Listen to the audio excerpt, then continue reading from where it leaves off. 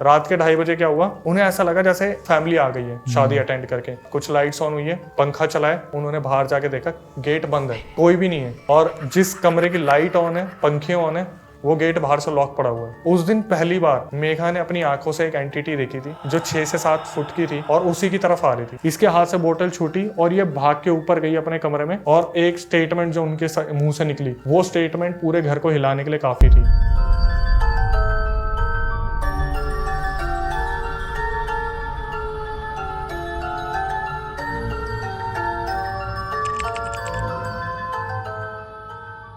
Hello Akshay भाई, कैसे हो आप?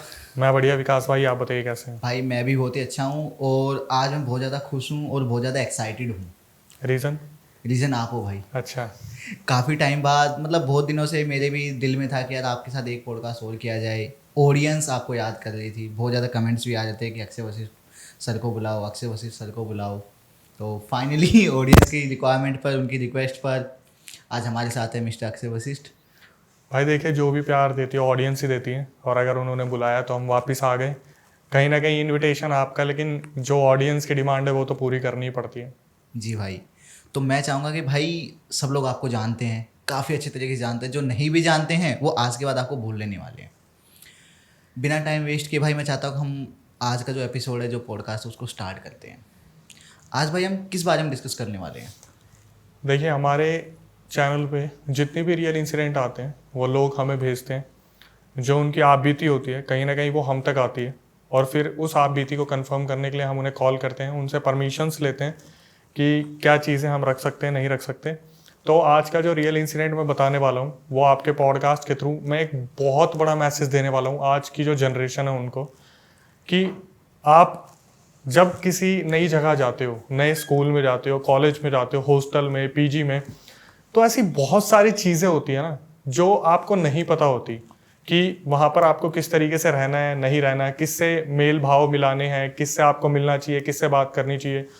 आज का जो पूरा रियल इंसिडेंट है, मैंने इस इंसिडेंट को अपने चैनल पे भी कवर नहीं किया, क्योंकि मैंने ये सोचा हुआ था कि किसी ऐसी जगह पे मैं बताऊंगा जो ज़्यादा से ज़्यादा लोगों तक पहुँचे, और उस तरीके से पहुँचे ना कि लोगों को सीख मिल जाए। तो आज का जो रियल इंसिडेंट मैं बताने वाला हूँ वो बहुत बड़ी सीख होने वाली है।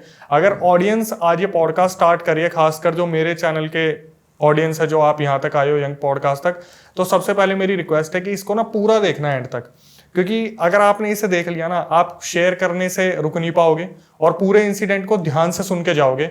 इस रियल इंसिडेंट से आपको इतना सब कुछ सीखने को मिलेगा। मेरे ख्याल से ये बहुत ज़रूरी पॉडकास्ट होने वाला है आज। भाई मैं बहुत ज़्यादा एक्साइटेड हो गया हूँ अब तो, इतना सब कुछ जानने के बाद। क्योंकि भाई मैं चीज़ों को खोलूंगा नहीं, बट डायरेक्टली हम स्टार्ट करते हैं। जी भाई। ठीक है। ये रियल इंसिडेंट मेरी एक सब्सक्राइबर ने मुझे भेजा। बात है 2013 की, मध्य प्रदेश की। मेघा उनका नाम है। मैं देखो रियल नेम नहीं ले सकता, मैं अभी बता देता हूँ। मेघा ने मुझे बताया कि 10th क्लास में थी वो। 10th क्लास में अपने स्कूल की टॉपर हुआ करती थी, और उनकी जो परसेंटेज थी वो कभी भी 98-99 से कम नहीं आती थी। आगे बढ़ने से पहले मैं थोड़ा सा उनके परिवार के बारे में बता देता हूँ। जी। उनके पापा काफ़ी अच्छी पोस्ट पे हैं, पॉलिटिकल कनेक्शन बहुत अच्छे हैं, मम्मी उनकी बहुत सपोर्टिव रही हैं। ये अपने घर में सबसे छोटी थी, 2 बड़े भाई थे। एक जो सबसे बड़े भाई थे उनकी शादी होने वाली थी, लेकिन इस बारे में बातचीत चल रही थी। मेघा ने अब बताया कि 2013 की बात थी, उनका 10th का रिजल्ट आया था और उनकी जो परसेंटेज आई थी अप्रॉक्सीमेटली 98-99 के बीच में आई थी। उन्होंने साइंस सिलेक्ट की, हालांकि जो उनके दूसरे दोस्त थे कुछ कॉमर्स में चले गए, कुछ आर्ट्स में थे, बट इन्होंने साइंस सिलेक्ट की थी। और मेघा के दिमाग में ये चल रहा था कि यार जब मैं नए सेशन में जाऊंगी 11th क्लास में तो क्या होने वाला है, क्या पुराने दोस्त आएंगे, क्योंकि इनके दोस्तों में ये बात चल रही थी कि कुछ लोग स्कूल को स्विच करने वाले हैं, कुछ लोग नए स्कूल में जाएंगे, कुछ लोग दूसरे सेशंस में कहीं और जाने वाले हैं, कुछ कोर्सेज कंटिन्यू करेंगे, बट उनको कहीं ना कहीं जाना था। और जैसा मेघा ने सोचा था वैसा ही हुआ। मेघा जब गई स्कूल में तो उन्होंने देखा कि 60% जो उनके दोस्त थे वो सारे बढ़ चुके थे। उस टाइम पे मेघा को फ़ोन नहीं मिला हुआ था, तो मेघा जब स्कूल में जाती है उनका मूड बहुत ज़्यादा ख़राब हो जाता है देख के कि यार पुराने दोस्त तो है ही नहीं अब यहाँ पे। ठीक है भाई। तो क्या हुआ, जब ये स्कूल में जाती हैं तो साइंस में ये गई, इन्होंने देखा कि कुछ इक्के दुक्के 3-4 बच्चे थे जो इनकी पुराने जान पहचान के क्लास में आए थे, बाकी आधे से ज़्यादा दोस्त कॉमर्स में चले गए थे और कुछ जो बाकी दोस्त थे वो आर्ट्स में चले गए थे। धीरे धीरे चीज़ें आगे बढ़ने लगी। तो क्या हुआ, जब ये 11th क्लास में गई ना, इनका पढ़ाई पे से ध्यान बिल्कुल हटना स्टार्ट हो गया। ऐसा लगा जैसे कोई तो चीज़ है जो इनको पढ़ने से रोक रही है, कोई डिस्टर्बेंस क्रिएट हो रही है। जब भी मेघा पढ़ने के लिए बैठती, इनका दिमाग अजीब सा विचलित हो जाता। इन्होंने अपने पापा से बात करी और इनके पापा इन पे जान छिड़कते थे, इनका भाई इन पे जान छिड़कता था। मतलब जब आपके घर में एक बच्ची हो, छोटी हो, तो आपको पता है कि आप कितना प्यार करते हो उससे। ठीक है, ऐसे ही हुआ। मेघा ने बताया कि अक्षय भाई मेरे को बहुत प्यार करते थे, मेरे घर वाले बहुत ज़्यादा प्यार करते थे। मतलब अगर मेघा ने बोल दिया मुझे ये चीज़ चाहिए, तो अगले 1 घंटे में वो चीज़ घर में होती थी। मेघा ने बताया कि उन्होंने अपने पापा से बात करी कि पापा मेरा स्कूल में मन नहीं लग रहा, तो मुझे घर से पढ़ाई करने दो। पापा ने बोला बेटा थोड़े टाइम आप जाओ। उसके बाद उनके कनेक्शंस अच्छे थे, उन्होंने बोला मैं इस चीज़ पर ध्यान दूंगा। मेघा ने इस चीज़ को सोचा हुआ था कि या तो वो IITN बनेगी या वो डॉक्टर की फील्ड में जाएंगी। उनकी मदर को उन पे इतना ज़्यादा बिलीव था, उनको पक्का पता था कि लड़की या तो डॉक्टर बनेगी या कुछ बड़ा करने वाली है, क्योंकि 98-99% ये कोई छोटी बात नहीं है अगर आप 10th में लेके आ रहे हो तो। ये चीज़ सुनने के बाद मेघा ने अपने पापा की स्कूल कंटिन्यू किए। सबसे पहले उनके कुछ यूनिट टेस्ट हुए, जो आप जानते हैं कि बीच बीच में होते रहते हैं, मंथली होते रहते हैं। 98-99% लाने वाली लड़की अचानक से सारे यूनिट टेस्ट में फेल हो जाती है। उसके सारे टेस्ट में किसी में 2 नंबर, किसी में 3 नंबर, किसी में 4 नंबर। वो बहुत ज़्यादा घबरा जाती है इस चीज़ को देख के कि यार ये चीज़ नहीं हो सकती थी, लेकिन फिर भी वो इस चीज़ को अपने आप को सहानुभूति दे देती है कि यार कहीं ना कहीं मेरा मन नहीं लग रहा। तो वो अपने पापा को बोलती है कि पापा प्लीज़ अब देख लो, आपने देख लिया कि मैं स्कूल में जाके पढ़ नहीं पा रही हूँ, तो मुझे आप घर से पढ़ने दो। वो उसके पापा जो थे स्कूल में बात करते हैं और स्कूल से परमिशन मिल जाती है, कोई नहीं मेघा जो है एग्ज़ाम देने आ जाएगी, उसे घर से पढ़ने दो। इन बिटवीन क्या हुआ, जब वो घर पे आ गई उन्होंने अपने पढ़ाई पे ध्यान लगाया। और मेघा क्या करती थी, वो एक ही चैप्टर को बार बार पढ़ती थी, बार बार। मतलब उसके दिमाग में बस ये होता था कि मेरे को अपना जो है 11th में बहुत अच्छे नंबर लेने और 12th में तो मेरे को कुछ अलग ही करके दिखाना है। पेरेंट्स की एक्सपेक्टेशन हाई लेवल पे थी, भाई वगैरह सब देखते थे कि मेघा बहुत अच्छा पढ़ रही है। हाफ ईयरली एग्जाम आते हैं, हाफ ईयरली एग्जाम जब होते हैं तो वहाँ पर मेघा के एग्जाम्स जब पूरा रिजल्ट आता है उसका मेघा का एग्जाम्स के बाद, तब पता चलता है कि मेघा सारे एग्जाम्स में फेल हो गई है। घर से पढ़ने के बाद भी? घर से पढ़ने के बाद भी। घर वाले समझने की कोशिश कर रहे थे, पापा समझने की कोशिश कर रहे थे, भाई समझने की कोशिश कर रहे थे कि अचानक से हुआ क्या है। तो मेघा से जब पूछा गया कि मेघा क्या हुआ बेटा, क्या प्रॉब्लम क्या आ रही है कि तू 98-99 पढ़ने वाली अचानक से ऐसा कर रही है, तो उसने एक ही रीज़न बताया कि मेरा पढ़ाई में मन नहीं लग रहा। तो घर वालों ने पूछा कुछ है जो तेरे को कुछ और करना हो, या तेरे दिमाग में कोई कोर्स चल रहा हो, कुछ भी ऐसा है। उसने बोला नहीं, मुझे थोड़ा टाइम दो, मैं पक्का स्कोर करके दिखाऊंगी। इतने में क्या हुआ, जब वो स्कूल में जाती है अपना रिजल्ट देखने के बाद सोचती है किसी टीचर से मैं बात करूँ, तो टीचर उसे बैठाते हैं और उसे बताते कि देख बेटा ऐसा नहीं होता, तू बहुत अच्छा परफॉर्म कर रही थी, अचानक से पता नहीं क्या ये हुआ कि तू ऐसा कर रही है, बट ये तेरे लिए ठीक नहीं है, इससे तेरा करियर पूरा खत्म हो जाएगा। मेघा ने अपने जो एम्बिशंस थे वो अपने सारे टीचर्स को बहुत अच्छे से क्लियर कर रखे थे कि मुझे डॉक्टर बनना है। ठीक है, टीचर के समझाने पर मेघा के दिमाग में ये चीज़ आ जाती है कि भाई मुझे अब कुछ तो करना पड़ेगा, क्योंकि अब फाइनल एग्जाम्स आने वाले हैं। 2014 की बात है, जब 13 में तो 10th क्लियर हो गई थी जी। तो हुआ क्या, धीरे धीरे वो और पढ़ाई पे ध्यान देती है, पढ़ाई पे ध्यान देती है। लेकिन फिर उन्होंने मुझे अपनी रिकॉर्डिंग में बताया कि अक्षय भाई ऐसा हो गया था कि मेरा ध्यान ना धीरे धीरे पढ़ाई से और उठने लगा। उनके दिमाग में फालतू की चीज़ें चलने लगी, जैसे बॉयफ्रेंड क्या होता है, रिलेशंस क्या होते हैं। और ये एक ऐसी एज होती है जिस टाइम पे ये होना बहुत ही ज़्यादा नॉर्मल है जी। ठीक है। धीरे धीरे क्या होता है, उनके साथ चीज़ें बदलने लगती हैं। उनका 11th का रिजल्ट आता है, लेकिन जो सबसे सरप्राइजिंग वाली चीज़ थी कि मेघा ने बताया मैं अपने 11th के एग्जाम्स में कुछ भी लिख के नहीं आई थी। लिख कर ही नहीं आई थी? क्योंकि उसके दिमाग में चीज़ें थी नहीं। उन्होंने बताया कि जब मैं अपने एग्ज़ाम देने बैठी मेरे दिमाग में कुछ भी नहीं था। उन्होंने बताया कि मैं इंग्लिश बोलने वाली एक लड़की इंग्लिश लिख नहीं पा रही हूँ, मेरे दिमाग में वर्ड्स नहीं आ रहे हैं, मुझे समझ में नहीं आ रहा कि मेरे साथ हो क्या रहा है। तो जब रिजल्ट आया तो पता चला कि मेघा के 75% मार्क्स आए हैं। और मेघा इस चीज़ को देखकर बहुत ज़्यादा हैरान हो गई थी कि ये चीज़ पॉसिबल हो कैसे सकती है। टीचर का फ़ोन आया उसके पास, तो टीचर ने बोला कि मेघा आप एक बार स्कूल आओ। जो उनके क्लास टीचर थे बहुत सपोर्टिव थे मेघा के, उन्होंने फ़ोन करा और बोला कि आप एक बार स्कूल में आओ, मेरे को आपसे बात करनी है।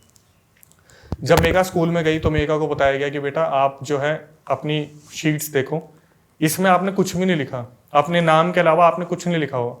फिजिक्स, केमिस्ट्री, मैथ, आपने इको जो भी आपने सब्जेक्ट लिया ना, आप सब में फेल हो। बट क्योंकि आपके पापा की रेपुटेशन है, आप हमारे स्कूल की टॉपर रही हो, हम आपको फेल नहीं कर सकते, इसलिए हमने आपको ये परसेंटेज दे दी। लेकिन अब आप इस चीज़ का ध्यान रखना कि ये जो 75% आपको मिली है ना, ये हमारी दी हुई है। 12th में हम आपको नहीं बचा पाएंगे क्योंकि बोर्ड एग्जाम है। और ये चीज़ जो टीचर थे उन्होंने मेगा के फैमिली मेम्बर्स को नहीं बताया था कि लड़की बहुत ज़्यादा डिसअपॉइंट हो जाएगी, डिप्रेस भी हो सकती है। लेकिन टीचर को नहीं पता था इस चीज़ का ऑलरेडी मेगा के ऊपर बहुत असर आ चुका था, वो ऑलरेडी बहुत ज़्यादा डिप्रेशन में जा रही चुकी थी। इस दौरान क्या हुआ, कुछ फ्रेंड्स थे जो स्कूल में मेगा को सपोर्ट किया करते थे। किसी का नाम भूमिका था, किसी का नाम कुछ मोमडन्स लड़कियां थी, कुछ और भी लड़के थे, कुछ दोस्त थे, 7-8 लोग थे। तो वो मेगा को बार बार सपोर्ट करते थे कि ठीक है कोई नहीं हो जाएगा। कुछ लड़कियां थी जो उससे बहुत चिढ़ा करती थी क्योंकि मेगा अपनी स्कूल की टॉपर हुआ करती थी, तो कभी कभार गाली गलौज भी हो जाती थी कि बेफालतू का घमंड खा रही है, अपने आप को टॉपर समझ रही थी, अब आ गई जमीन पे लग गई। उस दौरान जब 12th में वो आ जाती है, मेघा को पता चलता है कि एक लड़का उसके पीछे पड़ा हुआ है। मतलब वो लड़का जो था शुरू से ही मेघा से बात करना चाहता था। उस लड़के का नाम था फरदीन अहमद। फरदीन अहमद जो था वो मेघा के पीछे बहुत बुरी तरीके से लट्टू था। अब थोड़ा सा आगे बढ़ने से पहले मैं मेघा का डिस्क्रिप्शन बता देता हूँ। मेघा की हाइट 5'8" थी। मेघा दिखने में बिल्कुल वाइट कॉम्प्लेक्शन थी, बिल्कुल वाइट। और उन्होंने खुद बताया कि मैं स्कूल टाइम में बहुत अच्छी दिखती थी, मतलब मैं कोई भी कंपटीशन में पार्टिसिपेट करती थी तो मैं जीत ही जाती थी। मेरे को हर चीज़ के पॉइंट मिलते थे, मेरी हाइट के भी, एजुकेशन के भी, लुक वाइज, जो भी ड्रेसअप में करती थी, फैशन शोज वगैरह अटेंड करते थे, तो उन चीज़ों में मेरे को बहुत अच्छे मार्क्स मिलते थे। धीरे धीरे आगे चीज़ें पता चली कि एक फरदीन नाम का लड़का है, वो पीछे पड़ा हुआ है और वो इसके म्यूचुअल कनेक्शंस को फोर्स करता था कि मेघा को ये चीज़ पहुंचा दो कि मैं उसे पसंद करता हूँ और मुझे एक्सेप्ट कर ले। मेघा ने इस चीज़ को एक्सेप्ट नहीं करा। मेघा ने अपने दोस्त जो थे उन्हीं को बोल दिया कि यार प्लीज़ उसे समझा दे फरदीन को कि मेरे पीछे ऐसे ना पड़े, मुझे पढ़ाई पे फोकस करना है और मैं इन चीज़ों में नहीं जाना चाहती। मेघा ने बताया कि भाई अब मैं आपको फरदीन का भी थोड़ा सा डिस्क्रिप्शन बता देती हूँ कि वो जो लड़का था ना, मतलब ऐसा दिखता था जैसे कोई सूखी हड्डी, जो जेब कतरे टाइप होते हैं या फिर जो ब्लेड बाजी वाले होते हैं, ऐसा कोई लड़का था, आवारा किस्म का लड़का था। और वो मेघा के पीछे बहुत बुरी तरीके से पड़ा हुआ था। लेकिन मेघा के दिमाग में था कि मेरे को डॉक्टर बनना है, मेरे मम्मी पापा के कुछ सपने हैं, मुझे वो अचीव करने। धीरे धीरे आगे बात बढ़ती है, चीज़ें बढ़ती हैं। तो 12th के यूनिट टेस्ट वगैरह स्टार्ट होते हैं। वही हुआ, मेघा पूरा दिन पढ़ा करती थी, पूरा दिन पढ़ा करती थी। लेकिन होता क्या था, मार्क्स आते 0, 1, 2, 3। मेघा अपने दिमाग में सोचती कि यार क्या हो रहा है, क्या नहीं हो रहा है, कैसे चीज़ें होंगी, समझ नहीं आ रहा है, कैसे मैं क्या जवाब दूंगी पापा को। और इस दौरान जो पापा थे, भाई थे, वो धीरे धीरे मेघा के अगेंस्ट होना स्टार्ट हो गए थे कि हमने अपनी बच्ची से इतनी एक्सपेक्टेशन लगा रखी है, लेकिन बच्ची जो है अब बिल्कुल हमारी उम्मीद से परे जा रही है। उन्हें लगता था कि शायद ये बॉयफ्रेंड गर्लफ्रेंड वाले किस्से में फंस गई है। लेकिन मेघा को ही पता था कि वो तो इन चीज़ों में है ही नहीं, और उन्हें मेघा को ये चीज़ पसंद ही नहीं थी कि वो नॉर्मली किसी से बात भी करे। मेघा अपने टाइम की इतनी ईगोइस्टिक लड़की थी, इतनी घमंडी लड़की थी कि अगर कोई सामने से पूछता भी था कि आप कैसे हो तो वो ज़्यादा मुंह नहीं लगाती थी। मेघा के गिन चुन के 7-8 दोस्त थे बस, जो शुरू से उसके साथ स्कूल में चलते आ रहे थे। तो क्या हुआ, अब हाफ ईयरली आने वाले थे। मेघा उस चीज़ के लिए पूरा प्रिपेयर कर रही थी, अच्छी तरीके से प्रिपरेशन कर रखी थी कि मेरे को कैसे भी 12th में तो अच्छे मार्क्स लेने, उसी के बाद मैं कुछ कर पाऊंगी। हाफ ईयरली के एग्जाम्स आए, हाफ ईयरली का रिजल्ट आया, उसमें भी मेघा फेल हो गई। कोई रीज़न नहीं समझ में आ रहा था, कोई कुछ समझ में नहीं आ रहा। इस दौरान होता क्या था, मेघा बहुत ज़्यादा डिस्टर्ब रहने लग गई थी। जब भी वो अपने दोस्तों को बोलती कि यार मेरे साथ ऐसा हुआ है, तो दोस्त बोलते चल आउटिंग के लिए आते हैं, आउटिंग करके आते, तेरा दिमाग ख़राब है, हम भी थोड़ा फ्रेश हो जाएंगे, मूड ठीक हो जाएगा। तो होता क्या था, जितनी भी लड़कियां होती थी, कोई अपने घर से शरबत बना के लाता था, कोई अपने घर से कुछ छोले भटूरे बना के ले आए, किसी ने पूड़ी सब्जी ले आए, तो ये पिकनिक वगैरह करते थे, छेड़खानी करते थे, थोड़ा सा माहौल ठीक होता था, फिर मेघा घर आ जाती थी। लेकिन जब भी मेघा आउटिंग करके वापस आती थी, उसके साथ और भी चीज़ें बदतर हो जाती थी। मेघा जी कैसे, मतलब क्या हो जाता था? होता क्या था, मेघा जब भी आउटिंग से आती थी ना, तो उसे ऐसा लगता था जैसे जब वो बाहर जाती है तब तक ठीक रहती है, जैसे ही वो घर पे आ जाती है उनके मूड स्विंग्स होने स्टार्ट हो जाते थे। एग्जाम्पल अगर मैं आपको दूं तो उनके साथ धीरे धीरे पैरानॉर्मल एक्टिविटीज़ होना स्टार्ट हो गई थी, उन्हें स्लीप पैरालिसिस धीरे धीरे स्टार्ट हो रहा था। और वो इस चीज़ को अपने पेरेंट्स को एक्सप्लेन नहीं कर रही थी, क्योंकि उनका मानना था, मेघा ने बताया कि अक्षय भाई मेरी जो फैमिली थी वो भगवान पूजा पाठ में बहुत ज़्यादा थी, और मेघा अचानक से अपने घर में नहीं बता सकती थी कि मेरे ना पढ़ने का रीज़न या ना मन लगने का रीज़न कहीं ना कहीं यही तो नहीं है मतलब भूत प्रेत ये, क्योंकि फैमिली एक्सेप्ट भी नहीं करती इस चीज़ को कि तू नहीं पढ़ रही तो तेरे अंदर भूत प्रेत आ रहे हैं, तुझे दिख रहे हैं, तो दैट मीन्स कि आप एक्सक्यूज दे रहे हो। बट ये जो क्वेश्चन मार्क था ये सबके सामने था कि 98-99% लाने वाली लड़की अचानक से 2-3 मार्क्स पे आ गई। जब हाफ ईयरली एग्जाम्स के रिजल्ट आए तो टीचर ने फाइनली इनकी मम्मी को फ़ोन करा, मेगा के घर पे फ़ोन करा कि देखो हमने आपको नहीं बताया था, हमने एकेडमिक्स में इसकी हेल्प की थी पास होने में, लड़की आपकी फेल हो गई थी 11th में, हमने इसे कैसे ना कैसे 75% दे के पास कर दिया। फैमिली बहुत ज़्यादा अचंभित हो गई क्योंकि उनको ये चीज़ नहीं पता थी और मेगा को बताने के लिए मना करा था, लेकिन टीचर को लगा कि कल को पेरेंट्स क्वेश्चन उठा देंगे कि लड़की 11th में तो पास हुई है, 12th में कैसे फेल हो गई। तो उनकी मम्मी जो थी मेगा की, वो मम्मी के पास उनकी जो मम्मी थी मेगा की, वो मेगा के पास आई और मेगा से उन्होंने पूछा कि बेटा क्या प्रॉब्लम है तुझे। मेगा ने 1 सेकंड में सब कुछ बता दिया कि मम्मी मेरा पढ़ाई में बिल्कुल मन नहीं लग रहा, मुझे नहीं समझ में आ रहा कि क्या चल रहा है क्या नहीं चल रहा, मेरे साथ बहुत अजीब अजीब सी एक्टिविटी हो रही है, मतलब मैं पढ़ने बैठती हूँ, मैं एक ही चीज़ को बार बार पढ़ती हूँ लेकिन 2 मिनट में मेरे दिमाग से सब कुछ निकल जाते हैं। उनकी मम्मी बोलती कि ठीक है एक काम करते हैं, जो उनकी मम्मी थी वो किसी गुरुजी को मानती थी, उनको वहाँ पे लेके जाती है और गुरुजी को सारे हालात बता देती है। तो गुरुजी क्या करते हैं, अपने माथे से 2-3 पेन लगाते हैं और उस पेन को थोड़ा सा किसी चीज़ से बोलते हैं ना, वो थोड़ा मंत्र चैंट करते हैं और वो पेन देते हैं और बोलते हैं कि बेटा अब तू पेपर भी इसी से करियो, जो तू करेगी इसी से ही करियो। इस दौरान जब मेघा वापिस आती है उनके दिमाग में ना एक नाम बार बार हाईलाइट होना शुरू हो जाते हैं, फरदीन। उन्हें बार बार ऐसा लगता है कि यार फरदीन नाम का जो लड़का था अचानक से मेरे पीछे पड़ा, कहीं मुझे ऐसी कोई नई फीलिंग तो नहीं आ गई कि मैं प्यार के बारे में सोच रही हूँ, मुझे क्रश तो नहीं हो गया। और फरदीन जो था वो अपने दोस्तों से बार बार इसे मैसेज भी करवाता था कि तू मुझे एक्सेप्ट कर ले, अगर तूने मुझे एक्सेप्ट नहीं करा तो तू पछताएगी। उसके दोस्त भी फोर्स करते थे कि अबे भाई वो तेरे से बात करने के लिए फरदीन जो है मरे जा रहा है, तू उसका रिप्लाई भी नहीं कर रही है, आपस में बात कर लो। तो मेगा ने बताया कि उसके अंदर इतना एटीट्यूड था, वो उन जो फरदीन के दोस्त थे उसे मैसेज करती थी कि तुम भी मर जाओ वो भी मर जाए, सारे मर जाओ तुम, मेरे लिए तुम कोई मायने नहीं रखते, मैं पढ़ना चाहती हूँ, ये सब चीज़ें नहीं करना मुझे। फाइनली 12th के पेपर आए और 12th के पेपर के आसपास उनके बड़े भाई की शादी की बात चल रही थी। उनकी बुआ ने रिश्ता करवाया था जी, जो मेघा की मम्मी वगैरह की जो मतलब हस्बैंड के बहन थी बुआ, उनने रिश्ता करवाया उनके बड़े भाई का। तो उस दौरान क्या हुआ, मेघा 12th का एग्जाम दे के आई, उन्होंने पूरा सोच रखा था कि भाई मेरे को एग्जाम्स निकालने और घर में शादी वादी की बात चल रही है, तो लड़के को भी पसंद कर लिया, लड़की भी ठीक थी, अच्छा था सब कुछ, शादी का पूरा माहौल था। उस दौरान रिजल्ट को हम थोड़ा सा रोकते हैं, अब आते हैं शादी की बात पे। हुआ क्या, जितना भी लड़की वालों ने मेरे ख्याल से लड़की वालों की तरफ से गोल्ड आया था, जितना भी शादी में गोल्ड चढ़ाया गया था लड़की वालों ने जो दिया था लड़के वालों को, तो मेघा के पापा ने क्या करा, वो सारा गोल्ड उठा के बुआ को दे दिया। तो इनके घर में थोड़ा सा ऐसा हुआ कि भाई बुआ को क्यों दे दिया, तो उनके पापा ने हंस के बोल दिया कि यार जिसने शादी कराई है, जो बिचौलिया है, उसका भी तो कुछ हक बनता है। मेघा ये सब कुछ चीजें सुन रही थी लेकिन उसके दिमाग में ना नेगेटिव चल रहा था कि यार बुआ को गलत दे दिया, मम्मी को देना चाहिए था। तो मेघा जिस दिन शादी थी, डेकोरेशन वगैरह सब कुछ हो रखा था, अपने कमरे में जाती है, तो अपने कमरे में जाती है तो वो देखती है कि यार उसका ना बहुत सारा सामान गायब हो चुका है कमरे से, कुछ हैंकीज नहीं मिल रहे हैं, कुछ उसकी सॉक्स नहीं है, कुछ अंडरगारमेंट्स गायब है। वो ध्यान नहीं देती, लेकिन मेघा की नज़र पड़ती है एक सैंडल रखी हुई है और वो बहुत अट्रैक्टिव है। मेघा सीधा अपना ड्रेसअप करती है और वो सैंडल पहन के शादी अटेंड कर लेती है। ठीक है, अब इसके बाद क्या हुआ, फाइनली 12th का रिजल्ट आया और मेघा का जो रिजल्ट आया वो था 65%। मेघा बहुत ज़्यादा हैरान थी कि वो पास कैसे हो गई। उसे अब भी लग रहा था कि मैं 12th में कुछ अच्छा नहीं करके आई हूँ, मेरा पास होना बनता ही नहीं है। पहले तो मेघा ने प्री बोर्ड के लिए अटेंड ही नहीं किया था, उनके टीचर्स का फ़ोन आया था कम से कम प्री बोर्ड तो कर ले, तो वो टीचर्स को यही बोलती थी कि मैं पास नहीं हो पाऊंगी, मेरी उस तरीके की तैयारी नहीं हुई। लेकिन फाइनली 12th का रिजल्ट आया और जो थी वो मेघा पास हो गई।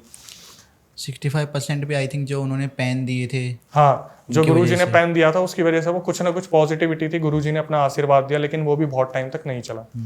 इसके बाद 12th पास आउट होने के बाद क्या हुआ, मेघा को कुछ भी समझ नहीं आ रहा था और एक ही नाम उसके दिमाग में चल रहा था, फरदीन। उनके दिमाग में ऐसा चल रहा था कि अब मेघा को ना ये चीज़ चुभने लग गई थी कि वो लड़का मेरे पीछे क्यों नहीं पड़ रहा, मुझसे बात क्यों नहीं कर रहा, मेरे को मैसेज नहीं कर रहा, या फिर अब मेरे को उस तरीके से मतलब अप्रोच क्यों नहीं किया जा रहा। तो क्या हुआ, मेघा ने अपनी किसी फ्रेंड को फ़ोन करा जो जो उसको फरदीन को भी जानती थी। तो इसने बोला कि फरदीन से ज़रा बात करके देखना कि वो आजकल क्या कर रहे हैं। तो जब उसकी म्यूचुअल फ्रेंड ने फरदीन को फ़ोन किया तो फरदीन ने बोला कि एक काम कर, मेघा को बोल दियो मैं वन साइड आशिक नहीं हूँ। अब मेरी तरफ से मेघा को मैं मना कर रहा हूँ कि मुझे उससे बात ही नहीं करनी। अब ये चीज़ मेघा को बहुत ज़्यादा चुभ गई। अब इनके दिमाग में क्या था, बार बार एक ही चीज़ चलने लग गई, फरदीन क्या कर रहा होगा, फरदीन क्या कर रहा होगा, इस टाइम कहाँ घूम रहा होगा, किसी दूसरी लड़की से बात तो नहीं कर रहा होगा, पता नहीं क्या चल रहा होगा, फरदीन पता नहीं अब मुझसे बात क्यों नहीं कर रहा। तो मेघा उसके दोस्तों को मैसेज डालती कि यार एक बार फरदीन से आप बात करवा के देख लो। तो वो यही बोलते, उसका मजाक उड़ाना शुरू कर देते, क्यों आ गई औकात पे, जब फरदीन बोलता था बात कर ले तब तो तू नहीं करती थी, अब क्या हुआ, अब तेरे को नीचा देखना पड़ रहा है, बहुत घमंड था तेरे में, बहुत मार्क्स आते थे तेरे। और ये लिख दिया, लास्ट मैसेज था कि अब तो तू बहुत पछताएगी। ये कैसे दोस्त हैं भाई? भाई आगे पता चलेगा ये कैसे दोस्त हैं।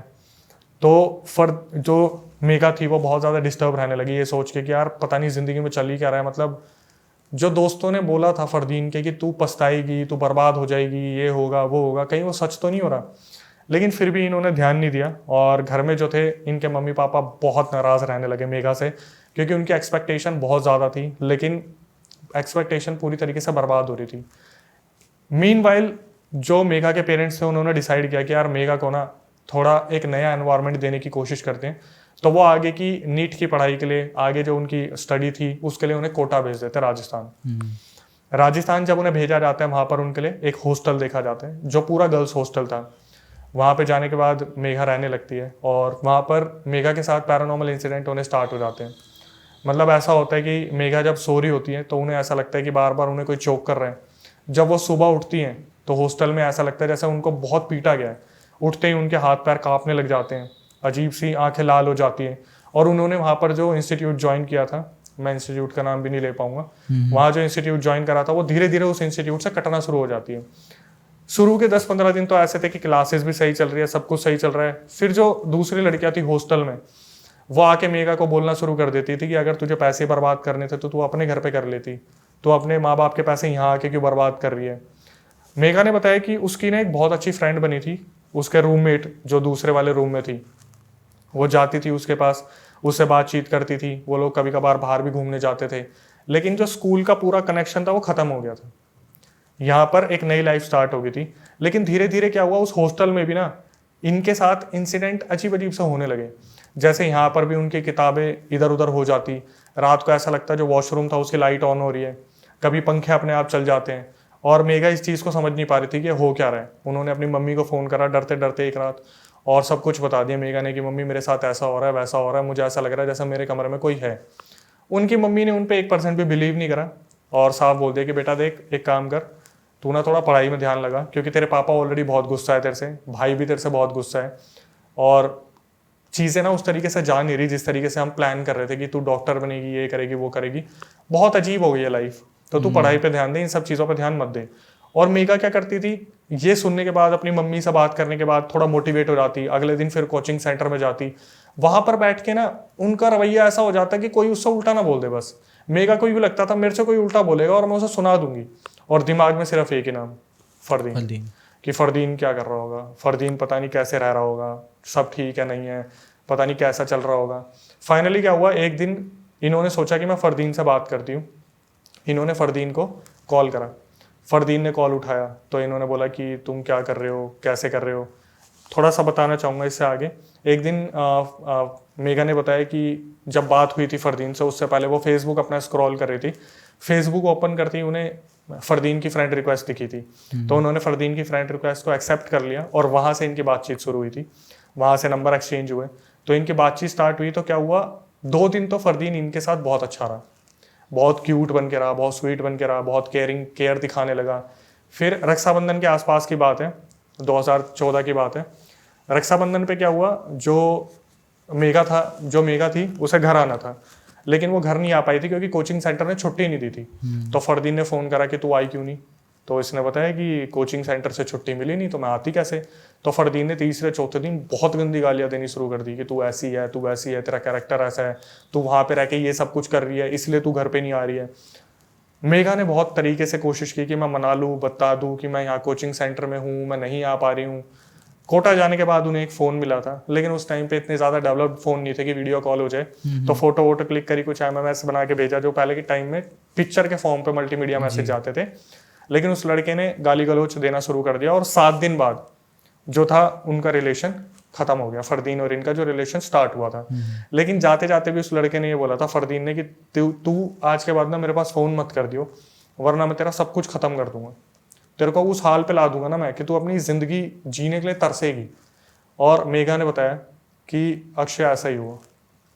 जैसे ही इनका ब्रेकअप हुआ ना, जो इनके साथ में लड़की रहती थी, अचानक से क्या हुआ, एक दिन जिस हॉस्टल में रह रही थी मेघा, वहाँ पर हॉस्टल की वार्डन आती है, 2-3 फीमेल्स को लेके आती है और सीधा मेघा के कमरे में घुस जाती है और मेघा को बोलती है कि आप इस रूम को खाली कर दो, हम यहाँ पे आप जैसे बच्चों को रहने नहीं देते।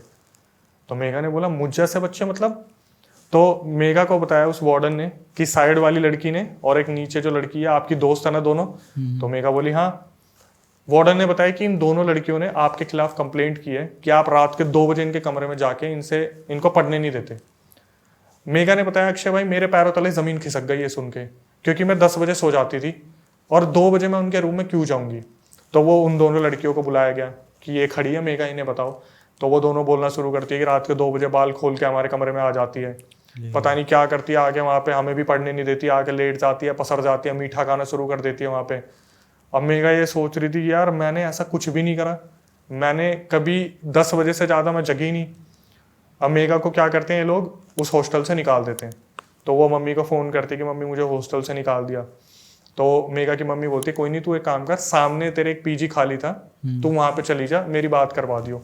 तो मेघा ने क्या करा, अपना सारा सामान इकट्ठा करा और वो उधर एक सामने पीजी था जहाँ बंगाली फैमिली रहती थी। उस बंगाली फैमिली में एक मदर थी, उनके हस्बैंड थे, एक छोटा बच्चा था जिसका नाम था रौनक, और जो उनकी लड़की थी वो फॉरेन कंट्री गई थी फर्दर स्टडीज के लिए।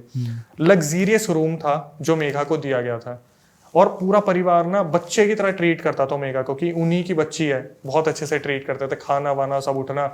और जो मेघा की मम्मी थी उन बंगाली आंटी से बात होती, बहुत सब सही था। लेकिन वहाँ पे भी क्या होता था, इसके साथ पैरानॉर्मल एक्टिविटीज रुकी नहीं। जैसे उस घर में थी ये बंगाली आंटी में, तो बंगाली आंटी वाली जो घर था उसमें आंटी बुलाती बेटा खाना खा लो। मेघा का सिर्फ एक काम था, कोचिंग सेंटर गया तेल लेने, वो अपने कमरे में पड़ी पड़ी बस पंखे को देखती रहती थी कि ये कितनी बार घूमेगा, 1 2 3 हज़ार, 2000, 10,000, 1 लाख, 2 लाख, 3 लाख, पूरा दिन उसका ऐसे निकल जाता था। एक दिन बंगाली आंटी आती है और बोलती कि बेटा हम शादी के फंक्शन में जा रहे हैं तो तू अंदर से लॉक कर ले। तो मेघा ने इस चीज़ को एक्नॉलेज कर दिया और कमरा बंद कर लिया, गेट लगा दिए। और मेघा अपनी मम्मी से बात करने लगी फ़ोन पे कि मम्मी मेरे को ऐसा लग रहा है जैसे कुछ है, ये है वो है। तो उस टाइम पे उनकी जो भाभी आई थी उसकी एक लड़की हुई थी। तो मेघा ने बताया कि अक्षय भाई मैं ना बहुत खुश थी उस दिन कि भाई चलो, एक मिसकैरेज भाभी का हुआ था, दूसरी हुई थी लड़की। मेघा बहुत खुश थी कि चलो फाइनली घर में एक बच्ची आ गई है ये है। तो मेघा उस दिन 2:30 बजे तक जगी थी रात को और वो बंगाली फैमिली अभी आई नहीं थी फंक्शन अटेंड करके। तो अचानक से क्या होता है, मेघा ने बताया कि अक्षय भाई मुझे ना अंधेरा सही में बहुत पसंद है। वो पहली एक लड़की थी जिसने मुझे ऐसा बोला कि मुझे अंधेरा पसंद था, लेकिन फिर भी उनके एक बल्ब चल रहा था, 0 वाट का बल्ब बोलते हैं, हल्का सा। तो वो लेटी हुई थी और फोन देख रही थी, लेकिन दिमाग में उनके एक ही नाम घूम रहा था, फरदीन। मेघा ने अपने पूरे इंसिडेंट में एक चीज बोली कि पूरे दिन मेरे दिमाग में एक ही नाम घूमता था, फरदीन फरदीन फरदीन। रात के 2:30 बजे क्या हुआ, उन्हें ऐसा लगा जैसे फैमिली आ गई है शादी अटेंड करके। उन्होंने देखा बाहर क्या हुआ, कुछ लाइट्स ऑन हुई है, पंखा चला है। तो वो एकदम से खुश हो जाती कि रौनक आ गया। रौनक कितना सा बच्चा है और वो बहुत प्यारा बच्चा था, मेघा ने बताया। तो वो एकदम से मेघा भागी, रौनक आ गया, रौनक तू आ गया। उन्होंने बाहर जाके देखा गेट बंद है, कोई भी नहीं है, और जिस कमरे की लाइट ऑन है, पंखे ऑन है, वो गेट बाहर से लॉक पड़ा हुआ है। मैं बता रहा हूँ मेरे को भी गूज़बम्स आ रहे हैं। से लोग और अंदर लाइट ऑन है, पंखे ऑन है, सब कुछ चल रहे हैं। उस दिन पहली बार मेघा ने अपनी आंखों से एक एंटिटी देखी थी जो 6 से 7 फुट की थी और उसी की तरफ आ रही थी। मेघा ने क्या करा, अपनी मम्मी को फ़ोन मिलाया, अपनी मम्मी को बताया कि मम्मी मुझे कुछ ऐसी चीज़ दिख रही है। मम्मी ने बोला तू हनुमान चालीसा गा, तेरा मन का वहम है, और अपना रेस्ट कर, कल सुबह कोचिंग सेंटर चली रही हो। मेघा अंदर आई, हनुमान चालीसा चलाई, कान में अपने गुनगुनाती रही। मेघा ने बोला कि अक्षय भाई कोई फर्क नहीं पड़ा, मेरा गेट नॉक होता रहा, बार बार नॉक होता रहा, बाहर से नॉक होता रहा। बंगाली फैमिली कब आई, सुबह 4-5 बजे आई। मेघा ने बोला कि मैंने डर के मारे 2 घंटे तक गेट ही नहीं खोले, वो फैमिली बाहर ही खड़ी रही, फ़ोन कर रही है, मैं बस डरी हुई हूँ बुरी तरीके से कि मेरे को नहीं करना। दिमाग में एक ही चीज़, फरदीन क्या कर रहा होगा। कुछ भी हो रहा है, फरदीन क्या कर रहा होगा, पता नहीं फरदीन क्या कर रहा होगा, पता नहीं फरदीन कहाँ होगा। इसने क्या करा, फरदीन को मैसेज डाला आई लव यू। अरे इसने मैसेज डाला, उधर से कोई रिप्लाई नहीं आया। ये बंदी बहुत ज़्यादा डिस्टर्ब हो गई थी। और एक टाइम आया जब फाइनली इन्होंने अपने नीट के एग्ज़ाम दिए। नीट के एग्ज़ाम देने के बाद अजमेर में इनका एग्ज़ाम था। एग्ज़ाम देने के बाद ये घर आ गई। तो घर में आते ही पापा ने इनसे बात नहीं करी, मेघा से, भाई ने भी बात नहीं करी। घर में आके और भी डिस्टर्बेंस वाला माहौल हो गया, क्योंकि जो बच्ची अपने पापा की बहुत ज़्यादा करीब थी, जो बच्ची को उसका भाई बहुत प्यार करता था, आज उसे कोई भी नहीं पूछ रहा। तो धीरे धीरे घर में चीज़ें चल रही थी, लेकिन घर में मन नहीं लग रहा था। करे तो करे क्या, कैसे करें, क्या करें, अब आगे क्या करना है। तो एंड टाइम पे नीट का एग्ज़ाम का रिजल्ट आता है और 780 मार्क्स में से उसके सिर्फ और सिर्फ 19 मार्क्स आए थे। नीट में वो बहुत बुरी तरीके से फेल हुई थी। और उस दिन जो उनके पापा थे उन्होंने बोल दिया था कि मुझे पता ही था ये लड़की किसी काम की नहीं है, मुझे पता ही था कि ये लड़की कुछ नहीं कर सकती, मेरा इससे कोई रिश्ता नहीं रखना, मुझे ये मर जाए तो भी कोई दिक्कत नहीं है। उनके पापा ने बोला, उनके भाई ने भी बहुत सुनाया, भाभी जो बहुत प्यार करती थी उन्होंने भी बोला कि तू किस राह पे जा रही है, पता नहीं तू क्या कर रही है। और अगर मेघा को कोई समझता था ना तो वो उसकी मम्मी थी बस। मेघा रिकॉर्डिंग में ना रो पड़ी, मेरी खुद भी आंखों में आंसू आ गए थे। मेघा ने बताया कि अक्षय भाई अगर मेरी मम्मी मुझे सपोर्ट नहीं करती तो मैं इस दुनिया को कब का अलविदा बोल देती। फिर क्या हुआ, उसकी मम्मी ने बोला नहीं बेटा कोई नहीं, तू फिर भी कर, तू कोशिश कर, तू कर सकती है। अब क्या हुआ, दोबारा उसे कोटा भेजा गया, नए हॉस्टल में भेज दिया उसे। भाई नए हॉस्टल में मेघा ने बताया कि अक्षय भाई मेरे साथ इतने बुरे बुरे इंसिडेंट हुए, इतने बुरे बुरे इंसिडेंट हुए कि मेघा ने बताया कि वो आपे में नहीं रहती थी। उन्होंने बताया मेघा ने कि मैं अपने आप को ना चप्पलों से पीटती थी, अपने आप को जूतों से मारती थी खुद ही, कि तू जैसे जूता लिया तू क्यों नहीं पढ़ रही, पागल हो गई है तू, तेरे माँ बाप ने पैसे डाल रखे हैं, तू पता नहीं क्या कर रही है, स्केल उठा रही है, एकदम से मार रही है, कोई रस्सी उठाई अपने आप को बांध लिया, कमर घिस रही है रस्सी से कि कट जा, पिट जा, तू मर जा, कुछ भी हो जा, दीन दुनिया छोड़ दे, तू मर जा। धीरे धीरे हॉस्टल में और ज्यादा नफरत होने लगी। दूसरी लड़कियां थी, उन्होंने इसका पहला बैकग्राउंड निकाल लिया। कोटा में जो हॉस्टल था कि भाई ये वहां से भी ऐसे धक्के मार के निकाला था इसे, तो उन्होंने भी चिढ़ाना शुरू कर दिया कि माँ बाप ने पैसे दिए, पैसे उड़ा रहे हैं, ये है वो है, कुछ नहीं कर सकती। और मेघा ने बताया इस टाइम पे क्या हुआ था, जब वो दूसरी बार हॉस्टल आई थी तो उनका जो कॉम्प्लेक्शन था वाइट से डार्क होता जा रहा था। तो मेघा ने सोचा यार कि शायद मैं राजस्थान में हूँ तो यहाँ का पानी सूट नहीं कर रहा, मुझे गर्मी लग रही है या ऐसा कुछ हो रहा है। ना वो कोचिंग जाती ना कुछ करती, बस पूरे दिन मोबाइल देखती रहती और उसमें एक ही नाम, फरदीन फरदीन फरदीन। फरदीन को कॉल करा, फरदीन ने नंबर ब्लॉक में डाल रखा था। एक म्यूचुअल लड़की थी, उसका कुछ बानो बानो नाम करके था, उसे फ़ोन करा। मेघा ने बोला कि मैं बहुत ज़्यादा डिस्टर्ब हूँ, मुझसे बात कर ले यार, मुझे कोई समझ नहीं रहा। उसने गाली दे के फ़ोन काट दिया कि माँ की आज के बाद मेरे पास कॉल मत कर दियो तू। भाई ये लड़की, इसकी जीने की चाह बिल्कुल ख़त्म हो गई थी। धीरे धीरे टाइम कटा, 5 महीने 6 महीने, और फिर दोबारा इसने नीट का एग्ज़ाम दिया। और नीट का एग्ज़ाम देने के बाद जब ये घर आई तो मेघा ने सबसे पहले जो अटैम्प्ट करा वो था कि मैं अपना घर छोड़ के भाग जाऊँगी। उसने एग्ज़ाम सेंटर से ही भागने की कोशिश करी तो उसके मम्मी ने पकड़ लिया, वो इसे घर पे लेके आई, इसके पापा को सारी बात बताई कि मेघा जो है भागने की कोशिश कर रही थी। तो शरद पूर्णिमा की रात थी, मेघा ने मुझे बहुत तरीके से बताया, 2015-16 तक ये बात पहुंच गई थी कि शरद पूर्णिमा की बात थी अक्षय भाई, और मुझे ऐसा लगा जैसे मेरी बॉडी पे कोई पिंच चुभा रहा है। उसे हर तरफ ऐसा लगा कि पिंच चुभ रहे हैं, उसे बहुत ज़्यादा पिंच चुभ रहे हैं। तो मेघा ने इरिटेट होकर क्या करा, अपने बाल नोचने शुरू कर दिए, अपने मुंह को नोचना शुरू कर दिया, अपने घर में सामान तोड़ना शुरू कर दिया। तो उसके पापा ऑफिस से आए और उन्होंने क्या करा, सीधा आती मेघा को 2 थप्पड़ लगा दिया और अंदर गेट से बंद कर दिया। अंदर फिर उसने सामान वामान तोड़ा तो भाई आया और उसके भाई ने गुस्से में कुछ ऐसे वर्ड्स यूज़ करे जो उन्हें नहीं करने चाहिए थे। उससे जो मेघा थी और ज़्यादा डिस्टर्ब हो गई थी, बहुत ज़्यादा डिस्टर्ब हो गई थी।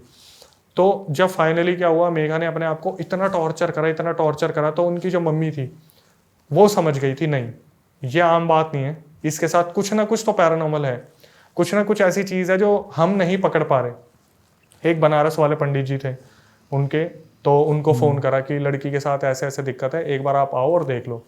तो अगले दिन जब मेघा नॉर्मल हुई तो पंडित जी आए। पंडित जी आए नहीं थे, पंडित जी ने बनारस से बोला था कि आप इसके राइट हैंड की फ़ोटो भेजो और एक लड़की की फ़ोटो भेजो। उस टाइम पे मेघा बहुत इमोशनल हुई थी और रिकॉर्डिंग में भी बहुत ज़्यादा जो है वो इमोशनल थी कि अक्षय भाई, मम्मी आई, मम्मी ने मेरे को रोते रोते बोला कि मैं तेरे साथ हूँ, हाथ की फ़ोटो खींची, मेरी फ़ोटो खींची, मेरे बाल इधर उधर हो रखे हैं, मुंह पे मैंने झूर के मार रखे हैं, आँख लाल हो रखी है। मम्मी और ये बहुत इमोशनल है इस टाइम पे, और जो मेघा थी अपनी मम्मी को बार बार बोल रही थी मम्मी मुझे बचा लो वरना मैं मर जाऊंगी। और एक स्टेटमेंट जो उनके मुंह से निकली, वो स्टेटमेंट पूरे घर को हिलाने के लिए काफ़ी थी। मेघा के मुंह से निकला अगर ऐसे ही चलता रहा तो मैं फरदीन के साथ भाग जाऊंगी। अरे अभी भी गूज़बम्प्स आ रहे हैं मुझे कि उन्होंने सबके सामने ये बोल दिया, और अगले दिन मेघा को इस बात को कोई ध्यान ही नहीं था। तो बनारस वाले जो पंडित जी थे अगले दिन उन्होंने फ़ोन करा और बोला कि आप चिंता मत करो, हमें पूजा करनी पड़ेगी, आपकी बच्ची ठीक हो जाएगी, हम आएंगे पूजा वूजा करेंगे। तो वो घर पे आए, उन्होंने माँ मृत्युंजय का पाठ करा। माँ मृत्युंजय का पाठ करा तो मेघा ने बताया कि अक्षय भाई पहले तो मैंने सोचा कि घर वाले पता नहीं क्या ही पागलपंती कर रहे हैं, कि इन्हें ऐसा लग रहा है कि मैं पागल वागल हो गई हूँ, मेरा इलाज करवा रहे हैं। लेकिन फिर थोड़ी देर में मेघा ना बिल्कुल रिलैक्स हो गई। मेघा को इतना पॉजिटिव फील होने लगा माँ मृत्युंजय जब जाप वाप हुए। तो उसी पाठ को करते करते ना पंडित जी को थोड़ी दृष्टि आई, और पंडित जी ने बोला कि आपकी लड़की इस साल डॉक्टर बनेगी। और फिर थोड़ी देर में बोले, जब वो कर रहे थे ना माँ मृत्युंजय का पाठ, तो उन्होंने बोला बेटी एक बार अपना हाथ दिखाइयो, और हाथ देख के बोले कि इसकी तो जीवन रेखा खत्म हो रही है, मतलब अगले महीने तो मेघा मरने वाली है। और ये सुन के पूरा परिवार दहल गया कि भाई लड़की चाहे कैसी भी हो है तो हमारी। जी।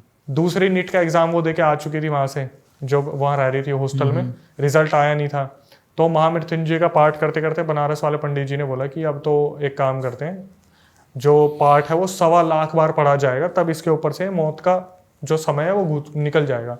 तो घर वालों ने बोला ठीक है। 7-8 दिन घर में पूजा पाठ चली। मेघा थोड़ी सी नॉर्मल हुई थी। तो क्या हुआ, उसी टाइम जब 7-8 दिन बाद उसका रिजल्ट आ गया, और उसका जो रिजल्ट आया था इस बार उसके 780 जो 780 होता है उसमें से उसके सिर्फ 39 नंबर आए थे। मतलब वो इस बार भी फेल हो गई। इस बार भी फेल। और इसके पापा ने ना उस दिन सीधा बोल दिया था कि तू मर गई मेरे लिए, आज के बाद तू मेरे को मुंह भी मत दिखाइयो। भाई ने भी सेम चीज़ बोली। जो छोटा भाई था उसकी शादी आने वाली थी पास, क्योंकि ये सब कुछ होते होते 5-6 साल हो गए थे। अलग ही लेवल पे चीज़ें चल रही थी। और मेघा जब रिकॉर्डिंग मुझे भेज रही थी वो रोते रोते बता रही थी कि जो पैरानॉर्मल एक्टिविटीज़ थे वो इस लेवल पे जा रही थी कि मैं अभी आपको बता नहीं पाऊंगी। 1 से 1.5 घंटे की रिकॉर्डिंग थी जो मैं बता रहा हूँ आपको। उसमें मेघा ने बताया कि जब रिजल्ट आ गया मैं फेल हो गई, मैंने सोच लिया था मैं भाग जाऊंगी। अगले दिन उन्होंने सारा सामान पैक करा अपना बैग में, और जब भागने की कोशिश करी तो उनके मम्मी, उनके पापा, उनके भाई सब खड़े होकर देख रहे थे कि ये भाग रही है, पर किसी ने उसे रोका नहीं। किसी ने रोका ही नहीं, किसी ने नहीं रोका। सब बोले निकल जा, सब बोले भाग जाए, ऐसे तेरी ऐसी बच्ची चाहिए ही नहीं। बट इकलौती मम्मी खड़ी थी। मम्मी बोल रही थी नहीं मैं इसे नहीं जाने दूंगी ऐसे।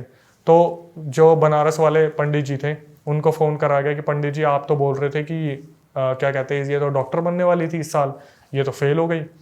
तो बनारस वाले पंडित जी ने बोला कि आपने ना उस इशारे को समझा नहीं कि इसकी आयु कम हो रही है। दैट मीन्स कि इसके ऊपर किसी ने कुछ कर रखा है।